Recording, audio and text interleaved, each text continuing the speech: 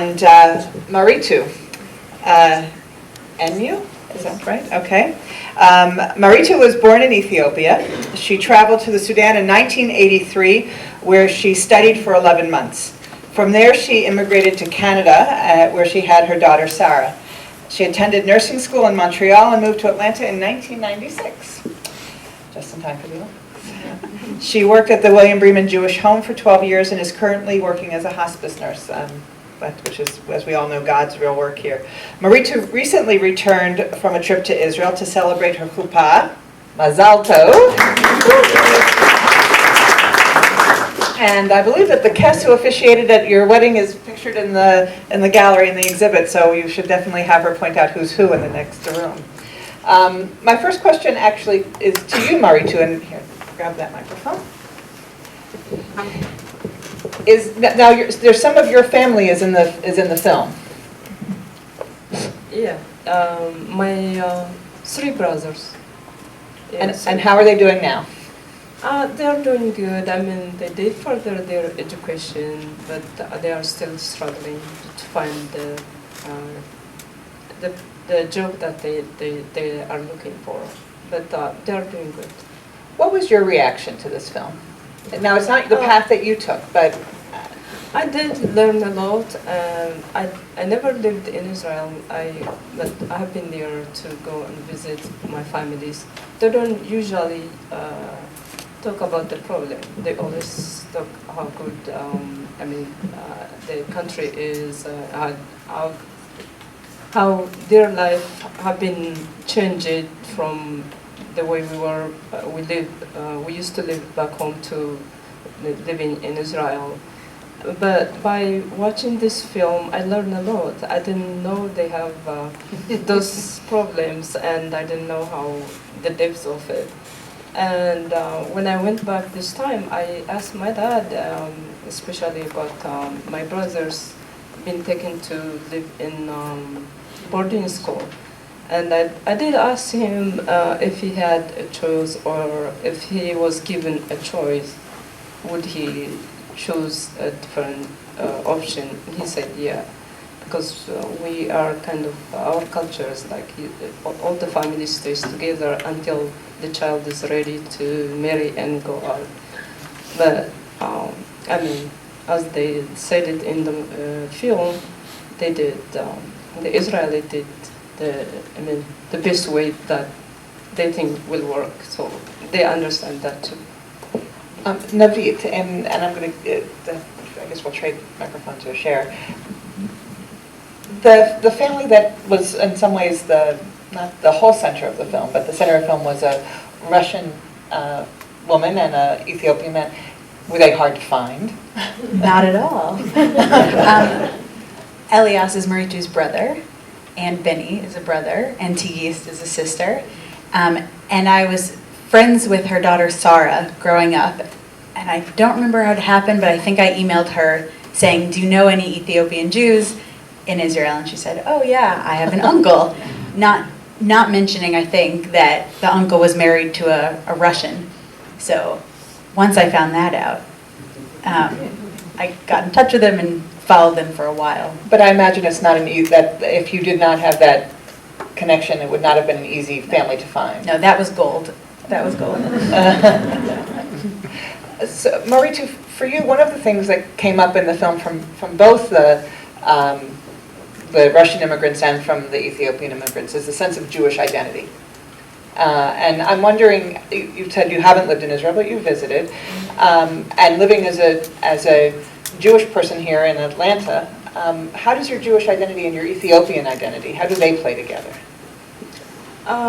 I mean, for me, it's a bit hard living here as only Ethiopian Jews, and I still have that sense of not belonging anywhere except a couple of friends that I have been embracing me since I have been moving down here. And the same thing for my Ethiopian identity, because I don't feel like belonging to the Ethiopians because their socialization is based on religion and politics. So I don't feel like I'm belong to. So you can't really connect to the Ethiopian community because it's based, they connect on religious. Yeah, I feel more connected to the Jewish community than the Ethiopian community. We're glad to have you. So, seeing the film with an audience like this, Navit, what did you notice were you surprised at people's reactions? Did you? I'm always nervous to show it to a big audience without giving a background of how I feel about Israel and how I feel about immigration and Aliyah and everything, because I think you really get people's true sense of how they feel. And like Maritu said, she didn't know that her family had negative feelings towards things, because mostly people speak about the positives, because that's how you experience life and that's how you get through things, is you think about the positive and you try to be a fairly positive person. So this highlights some of the negatives. That doesn't mean that they had a negative experience. And at the end of the day, most of them stay in Israel. Some leave, but most of them stay. So showing it in a big audience, I always get nervous of, oh God, like what do they think I think about Israel, or what do they think I'm trying to portray? Are you being too critical of Israel? Am I being too critical of Israel? Right. And I really tried to be fair to what they believed. Obviously there's editing that happens, and I decide to put people's stories next to each other, but these were all people who came to Israel and who felt positively, and I still feel positively as a quasi-immigrant to Israel. Well, and I think that everyone who chose to tell you their story chose to allow their story to be told. Right. I'm sure there are folks who would make other decisions, and maybe you encountered them in putting the film together, and they're obviously not in the film. Exactly. I'd like to open it up for questions. Don't be shy. Not really. And I'll repeat the question. So Yeah, I'm not sure it's really a question, or because you did have that little flip about immigrants coming to the United States. And what I see in this film is that some of these conflicts are what immigrants, no matter where they go, feel. Depending on their age, their time of immigration, I'm sure that if I were to go back to my grandparents or great-grandparents, that some of those conflicts about certainly the language problem, even though things were bad, where you came from, somehow when you get here and it doesn't live up to your expectations, you may still have some longings for some things back there. Did you ever think of doing a comparison between the United States and Israel? Did everybody get that? The question is really sort of a statement really looking at that there are some generalities about the immigrant experience that this film explores that might not be so different than the American immigrant experience. I haven't thought to make a comparison between the U.S. and Israel, but this is a topic that comes up pretty much every time I show the film. We talk about, is this something that's a general immigration story, or is there something unique to Israel? And I think that in general, it is an immigration story that could be anywhere. There are a couple of unique aspects that I brought up that I think are unique to Israel, and those are religion and the confluence, the fact that these two immigrant groups came at the same time from very different places and were met incredibly differently, which I think happens in other places, but in America we're so dispersed that we at this point don't see the immigrant groups meeting so harshly. And in Israel it really felt like they're taking our money because we came at the same time and they're getting help and we're not. So I think that there are a couple differences, but I agree that it could be. Go ahead, please. Gentleman right here, he was next. No, I can relate to the film because I immigrated to Israel in 1960. Here, I'm going to pass you that microphone, and we're going to share one here. I immigrated to Israel in 1960, and I lived in Israel for 2 years from Cuba. And even though I had a tremendous Jewish background, and I spoke English, some Hebrew and Yiddish, it was very hard to break into the Israeli society because it took me about a year to be able to blend into the Israeli society because they were looking at you as a foreigner that didn't have any other place to go. Even in 1960s, you said? Yes. Do you think that that's still a true feeling now, that people look like, well, you're here because there's no place else that would take you? Yeah, some people, not everyone, but some people feels the same way. And I think in the film, she says that.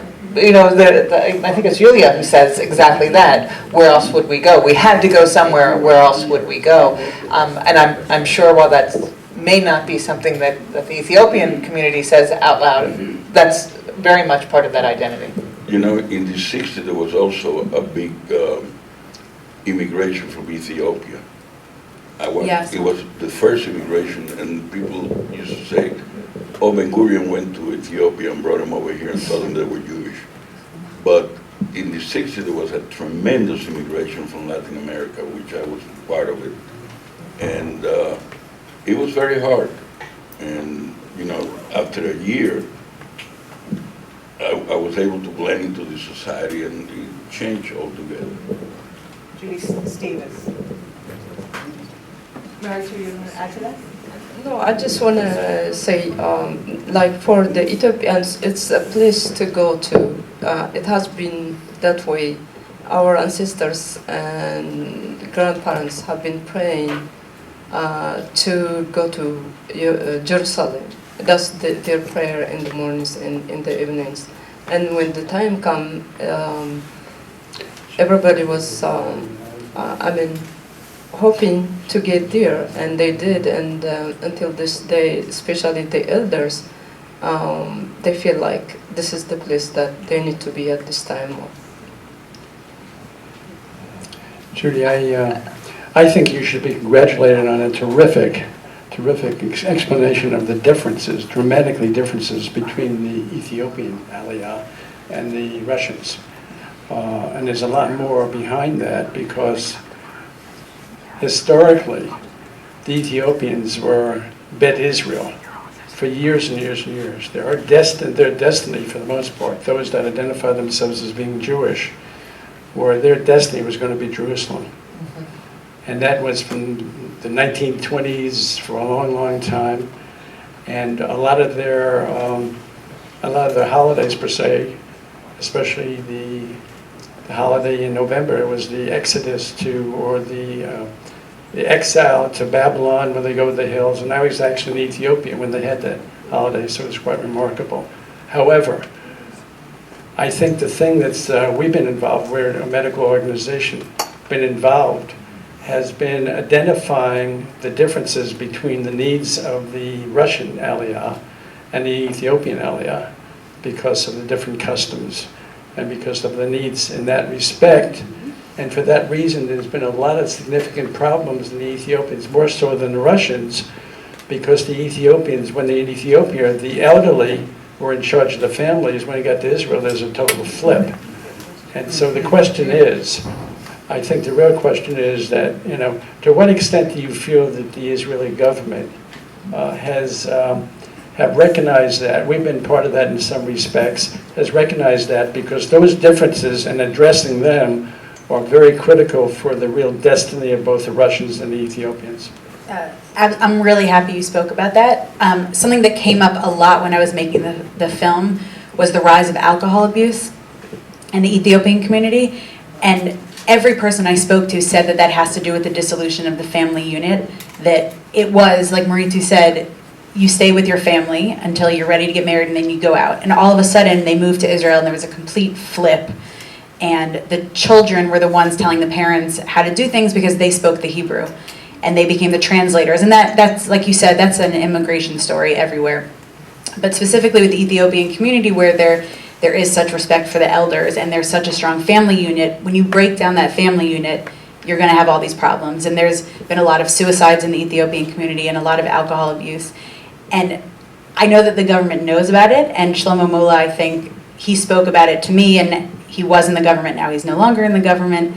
But he, I think, was trying to bring up some of the issues. And Yamin Ord specifically talks to the Ethiopians about alcohol abuse. So I know they're trying to. I think that there is a lot more that they need to be doing, specifically about suicide among men, head of family unit men. But it's a major issue. And I don't think that there's a lot of resources being put into that specifically. So more needs to be done there. Okay, where's Oprah with the microphone? Right here. Okay. Navit, beautiful job. Really, really moving. And you put your finger on the whole concept with your title, Neither Here Nor There. There's a psychological concept called third culture kids. I don't know if you've read about that, but yeah. So actually my question is for Maritu. Your brother spoke in the movie about things being better in Ethiopia than in Israel. Did you find that as well? I mean, you didn't live in Israel, but do you miss Ethiopia? Do you have wistful feelings for Ethiopia? When he said things were better in Ethiopia, I think he's talking about staying together with the family, and that love and affection was distracted when they went to Israel. Like back home, my mom was, she stays home and take care of the house and take care of the family, and my dad was the one who's making the income, and that was, a comfort for us, knowing that we have mom at home. But when they get there, they were so, young, and mom had to go to work, and my dad has to go to work. And then somehow we lost our mom, and there wasn't anybody to take care of them. And that brings up some kind of distraction, and that's what he was feeling. I think that's what is more contributing to the way our family felt the negative part than more like about what the Israeli can be able to do. Just to add one thing, one of the things I love about what Elias says is when he's recalling Ethiopia, he says that it's like a childhood memory, that he remembers everything purely. So, he does say that he sort of is viewing it through these child glasses, that everything's better when you're a kid, and that's when he experienced it. How did your personal path separate you from your family and bring you to America instead of Israel? When I left Ethiopia, I didn't live for the same purpose that everybody else left, because I left a year or two before that because there was a revolution in the country, and there were killing students, and there was so many things going on. So we were much better off to escape the country than staying in the country. So I left to Sudan, and when I get to Sudan, there wasn't any way to go to Israel. The only option I had was to come to the United States or to go to Canada. So that's how I ended up going to Canada. But after a couple of years, that's when they start to the rest of the community, the Beta Israeli community start to come to Sudan, taking advantage of the revolution, and there was a way that was started, and they came to Sudan, and then that's when the operation and every other way started illegally to Israel. The Israelis start to rescue people who's in Sudan. Illegally. So you were alone, without a family in Canada? Yeah, there's, after I got to Canada, after a couple of years, the Jewish community start to bring some Beta Israeli directly from Ethiopia to Canada. So there was, the second largest population, Beta Israeli population is in Montreal. So I had a couple of families, but when I come down here to Atlanta, I'm by myself. I'm just wondering, how often do you tell your story? Because it's a fascinating story, and a different one than we saw in the film, and I'm hoping that you have the opportunity to tell your story more often. I have to tell my story every time I'm invited for Shabbat dinner or customer dinner. I mean, Okay, I get it. and everybody loves to hear it over and over, so I don't mind it. I imagine that's true, and I imagine just hearing it the first time is also wonderful. We're very glad to have you. I think I have time for one more question. I think Roy over here.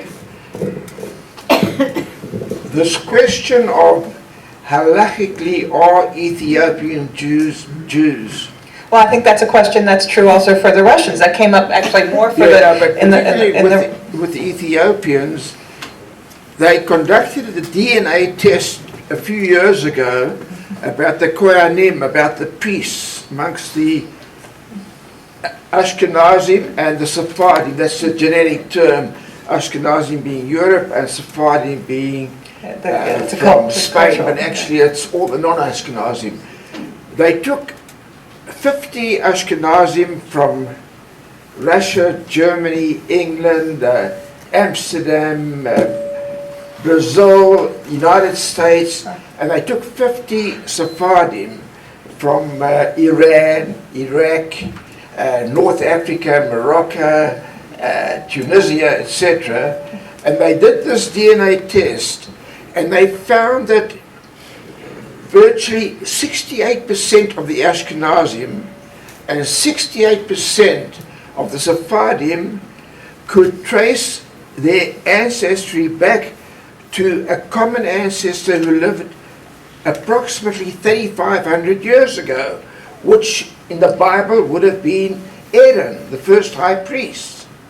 Yet, when they did the DNA of the Ethiopian Jews, they found no Kohanim. Well, I when think they did the test, for example, on the Lemba, which is an African Bantu tribe living in the north of South Africa and the south of Zimbabwe, they found them. Roy, first of all, I'm not entirely sure that's in the scope of this particular film, but I understand your question. Your question is how Jewish is Jewish, and I think that's a very important question in terms of immigration to Israel that's addressed both by in the Soviet, the former Soviet Union immigrants that Navit talked about, and also. Look, it's been addressed by the rabbinate in Israel and continues, I think, to be addressed. And the question about who can be married where came up. Right. And, something that this film brings up is, if you're Jewish enough to bring you to Israel, how are you not Jewish enough to live in Israel? To have the rights, right. Yeah. But if you are brought to Israel under the assumption that you are Jewish, then what are the boundaries to say that you are Jewish in order to marry and die? Pretty much. You can't die in Israel is sort of one of the things that these people talk about. I'm going. Exactly.